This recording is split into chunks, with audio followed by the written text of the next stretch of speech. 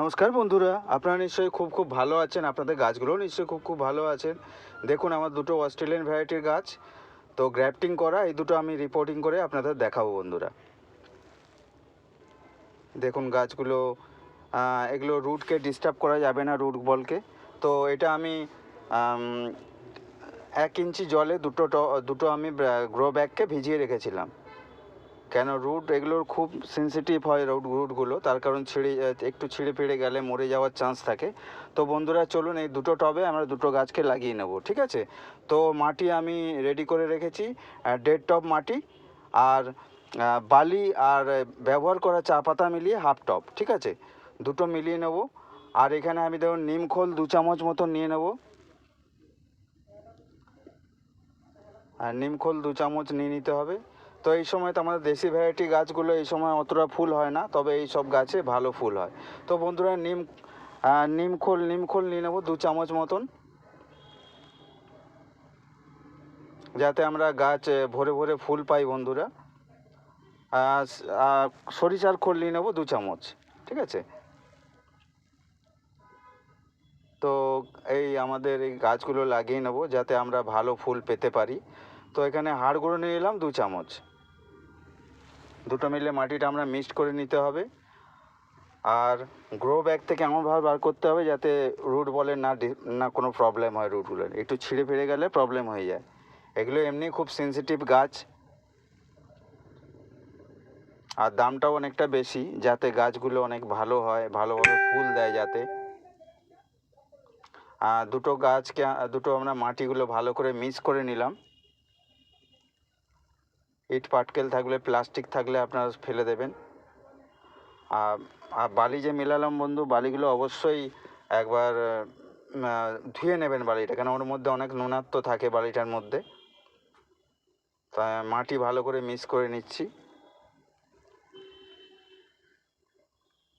আর ওদিকে আমাদের 1 ইঞ্চি জলে দুটো আমরা গ্রো ব্যাগ সমেত গাছকে আমরা ভিজিয়ে রেখেছি, যাতে গ্রো ব্যাগটা মানে খুলে দেওয়ার সময় রুট বলে না কোনো ডিস্টার্ব হয়। তো গ্রো ব্যাগটা আমরা এবার কেটে নেবো বন্ধুরা, টানাটানি করে দরকার নেই, এটা আমরা ছুরি দিয়ে কেটে নেব। এই ফুলের সাইজও অনেক ভালো, বড় সাইজ ফুল হয় এগুলো। গ্রো ব্যাগটা এখান দিয়ে আমরা কেটে নিচ্ছি। আর এমনভাবে গ্রো ব্যাগটা বার করবো যাতে রুট বলের কোনো সমস্যা হবে না যাতে হয়। তো আমরা বললাম না 1 ইঞ্চি জলের মধ্যে দুটো টবকে মানে ওরকম জলের স্তর রেখে আর দুটোকে ভিজিয়ে রেখেছিলাম, তা রুট বল কোনো সমস্যা হয়নি, একদম নিচটা নরম হয়েছিল আর গ্রো ব্যাগটা সুন্দরভাবে ছেড়ে গেছে। তো আরেকটা গাছকেও আমি গ্রো ব্যাগ থেকে ছাড়িয়ে নেব, যাতে দুটো একসাথে স্থাপিত করে আপনাদের দেখাতে পারি। তো এটাও আমি ভালো করে কেটে নেব।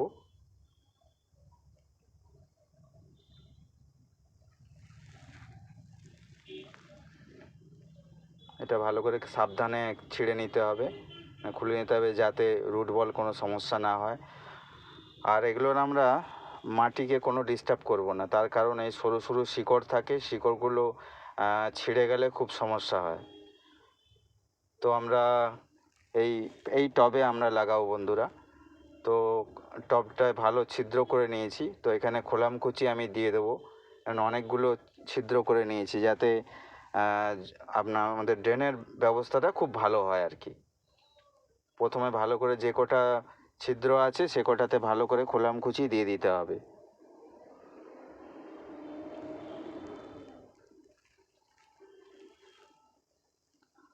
আর ভিডিওটা পুরো দেখবেন বন্ধুরা, পুরোটাই মানে স্কিপ করবেন না একটু, না তো মিস হয়ে যাবে, কিছু বুঝতে পারবেন না।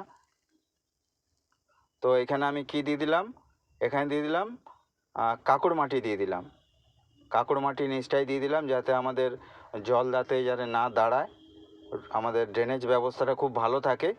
তো এখানে কি বন্ধু দিলাম, এখানে হচ্ছে বালি। এটা আমরা ওই ঘর বাড়ি করার যে বালিগুলো, সেই বালি অল্প করে দিয়ে দিলাম। জল 1 ফোঁটা আপনার দাঁড়াবে না এর ভেতরে, কেন রুট বল পচে যাওয়ার চান্স থাকে অনেক সময় জল দাঁড়িয়ে গেলে। তো এখানে আমি গাছটা দিয়ে আমি দেখে নিলাম যে কতটা হাইটে মাটিটা, ওটা তলার দিকে রাখবো, তাহলে কী হবে জল জল ফল সার ফার পেতে পেতে ওটা আস্তে আস্তে নরম হয়ে যাবে, মাটির সাথে মিলে যাবে। আর এখনই যদি রুট বলকে কোনো ডিস্টার্ব করি তো গাছ আস্তে আস্তে ঝিমিয়ে যাবে। আর এগুলো সাইজ, ফুলের সাইজ অনেক বড় বড় সাইজ। দেখুন নিচে গ্রাফটিং টেপ মারা আছে, এই দেখুন গ্রাফটিং টেপ নিচে মারা আছে, এই দেখুন। এগুলো বেশি টানা হেঁচড়া করবো না, অল্প সামান্য এখানে আছে, এটা ছিঁড়ে নেবো। এখানে সাইড দিয়ে আমি মাটি দিয়ে দেবো। গাছটা সবসময় সোজা করে বসাতে হয় গাছটা। আর যখনই বন্ধুরা আপনারা নার্সারি থেকে গাছ নিয়ে আসবেন, অবশ্যই 8-10 দিন মতন আপনার একটু ছাওয়া জায়গায় 2-3 দিন রাখবেন। আর তারপরে আপনি একটু রোদের মধ্যে রাখতে যান, কেন আপনার পরিবেশের সাথে যাতে মিলিয়ে নিতে পারে গাছটা, মানিয়ে নিতে পারে আর কি গাছটা। তো এখানে আমি মাটি দিয়ে দিচ্ছি ভালো করে টাইট করে, যেন কেউ ফাঁক ফোকর না থাকে। ভালো করে এটা টাইট করে আমি মাটি দিয়ে দিলাম। এবার আরেকটা যে টপ, সেটাও আমি এবার ফিল আপ করে নেব।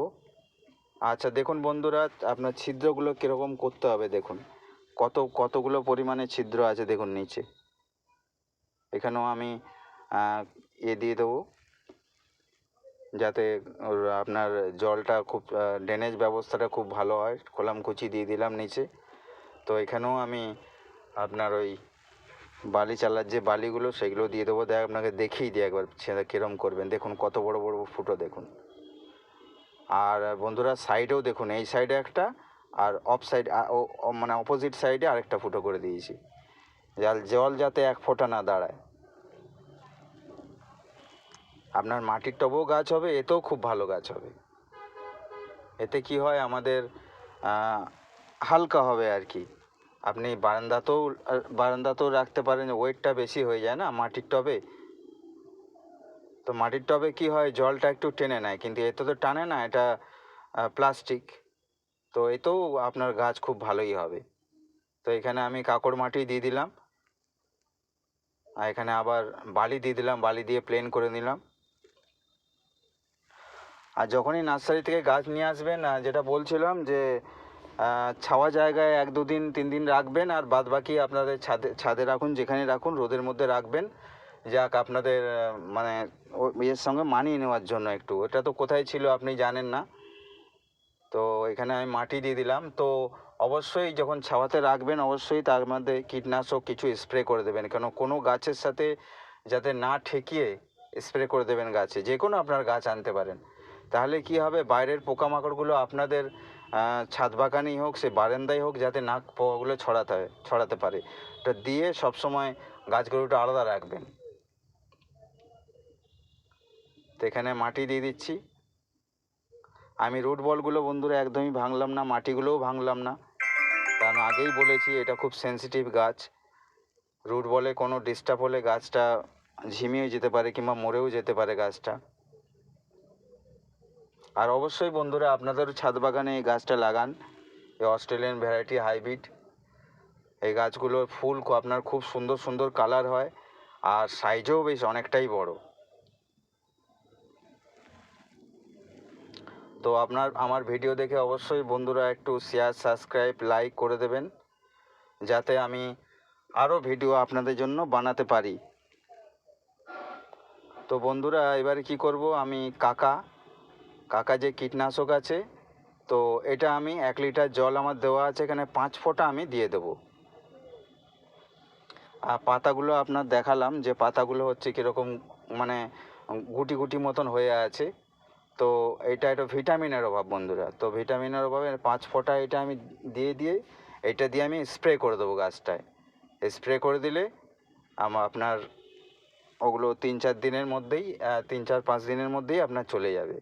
তো এটা দিলে কি হবে, আপনার গাছ ভিটামিনও পেলো, আর আপনার মাকড়ের থেকেও বাঁচলো গাছ, পোকামাকড়ের থেকে বাঁচলো। তো এটা আপনার ডাইরেক্ট আপনি সানলাইটের মধ্যেই, রোদের মধ্যেই রাখবেন বন্ধুরা গাছ, এটা কোনো অসুবিধা নেই। তো আমি এবার স্প্রে করে দেবো গাছটা আমি ভালো করে ঘেটে নিচ্ছি জিনিসটাকে, ভালো করে ঘেটে নিয়ে এবার বন্ধুরা দেখুন পাতা এরমভাবে স্প্রে করে দিতে হবে। তো অবশ্যই যেদিন স্প্রেটা করলেন সেদিন অবশ্যই ছায়াতে রাখবেন। তার কারণ হচ্ছে এই কীটনাশকগুলো দিয়ে অবশ্যই রোদে রাখা চলবে না, তাহলে পাতা জ্বলে যাবে। আর এরপরে 15 দিন পর অন্তত খোল জল দেবেন, আর নয় পাতা পচা সারের পাতা পচার জল দেবেন। প্রতিটা গাছে ভালো করে, দুটো গাছেই ভালো করে স্প্রে করে ভালো করে ভিজিয়ে দিচ্ছি আমি। তো এইবারে আমি এখানে জল দিয়ে দেবো। জলটা অবশ্যই নিচে একটা হাত রেখে দেবেন, না তো নিচটা গর্ত হয়ে যাবে যেখানে জল দিচ্ছেন।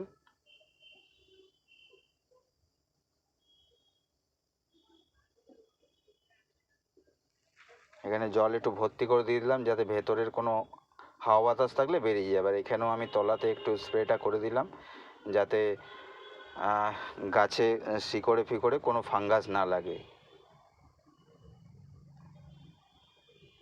তো চলুন বন্ধুরা, এবার 3 দিন পর দেখাচ্ছি। দেখুন ওই গাছে কত সুন্দর ফুল হয়েছে, দেখুন দেখুন কত বড় সাইজ, দেখুন ফুলের।